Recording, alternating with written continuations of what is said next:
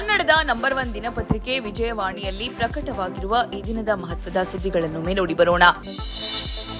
ಈ ಬಾರಿಯ ಎಸ್ಎಸ್ಎಲ್ಸಿ ಪರೀಕ್ಷೆ 1ರಲ್ಲಿ ಸಾರ್ವಕಾಲಿಕ 88.73% ಫಲಿತಾಂಶ ದಾಖಲಾಗಿದೆ. ಸರ್ಕಾರಿ ಶಾಲೆಯ ವಿದ್ಯಾರ್ಥಿನಿ ಸೇರಿ ಒಟ್ಟು 7 ಮಂದಿ 625ಕ್ಕೆ 625 ಅಂಕ ಪಡೆದು ಹೆಗ್ಗುರುತು ಮೂಡಿಸಿದ್ದಾರೆ. ಹೈಕೋರ್ಟ್ ಆದೇಶದಂತೆ ಹಿಂದಿ ಸೇರಿ ತೃತೀಯ ಭಾಷಾ ವಿಷಯಗಳಿಗೂ ಅಂಕಗಳನ್ನೇ ಪರಿಗಣಿಸಿ ಫಲಿತಾಂಶ ಪ್ರಕಟಿಸಲಾಗಿದೆ.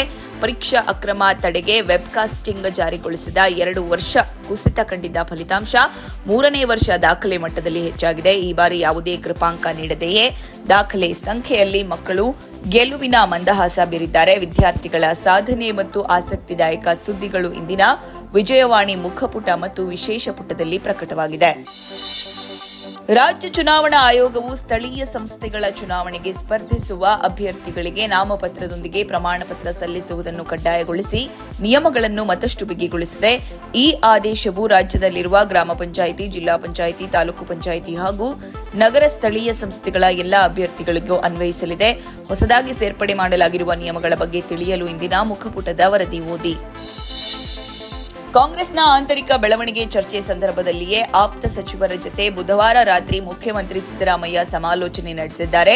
ಸಭೆಯಲ್ಲಿ ಆಪ್ತ ಸಚಿವರಾದ ಡಾ ಜಿ ಪರಮೇಶ್ವರ್, ಎಚ್.ಸಿ. ಮಹದೇವಪ್ಪ, ಸತೀಶ್ ಜಾರಕಿಹೊಳಿ, ಜಮೀರ್ ಅಹಮದ್, ದಿನೇಶ್ ಗುಂಡೂರಾವ್, ಭೈರತಿ ಸುರೇಶ್ ಸೇರಿದಂತೆ ಹಲವರು ಭಾಗಿಯಾಗಿದ್ದರು ಎಂಬ ಮಾಹಿತಿ ಇದೆ.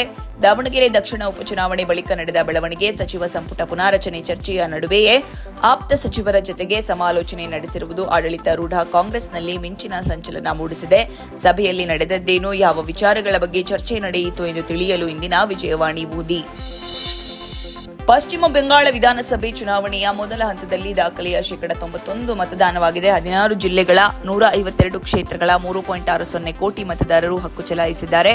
167 ಮಹಿಳೆಯರು ಸೇರಿ ಒಟ್ಟು 1488 ಅಭ್ಯರ್ಥಿಗಳ ರಾಜಕೀಯ ಭವಿಷ್ಯ ಇವಿಎಂಗಳಲ್ಲಿ ಭದ್ರವಾಗಿದೆ. ಹಲವು ಜಿಲ್ಲೆಗಳಲ್ಲಿ ಘರ್ಷಣೆ, ಬೆದರಿಕೆ ಹಾಗೂ 2 ಬಿಜೆಪಿ ಅಭ್ಯರ್ಥಿಗಳು ಸೇರಿದಂತೆ ಹಲವರ ಮೇಲೆ ದಾಳಿ ನಡೆದ ವರದಿಗಳು ಬಂದಿವೆ.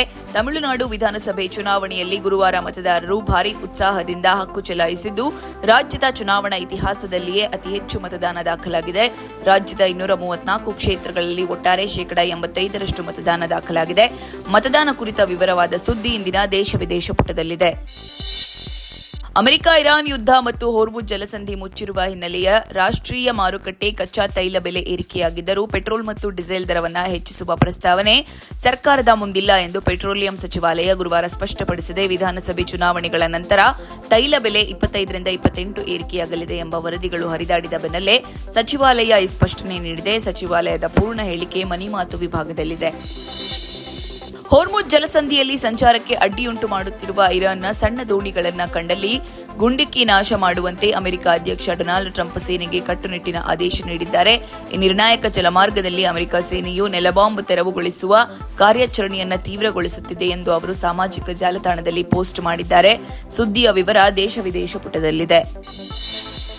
ಮುಂಬರುವ ರಾಜಕೀಯ ಸವಾಲುಗಳನ್ನು ಸಮರ್ಥವಾಗಿ ಎದುರಿಸಲು ಮತ್ತು ಪಕ್ಷದ ತಳಮಟ್ಟದ ಸಂಘಟನಾ ಬಲವನ್ನು ಮತ್ತಷ್ಟು ದೃಢಪಡಿಸಲು ಬಿಜೆಪಿ ಭರದ ಸಿದ್ಧತೆ ಆರಂಭಿಸಿದೆ. ಪಕ್ಷದ ರಾಜ್ಯ ಉಸ್ತುವಾರಿ ರಾಧಾ ಮೋಹನ್ ದಾಸ್ ಅಗರ್ವಾಲ್ ನೇತೃತ್ವದಲ್ಲಿ ಗುರುವಾರ ನಡೆದ ಮಹತ್ವದ ಸರಣಿ ಸಭೆಗಳು ನಿರ್ದಿಷ್ಟ ಗುರಿ ಆಧಾರಿತ ಕಾರ್ಯತಂತ್ರಗಳಿಗೆ ವೇದಿಕೆಯಾಗುವುದು.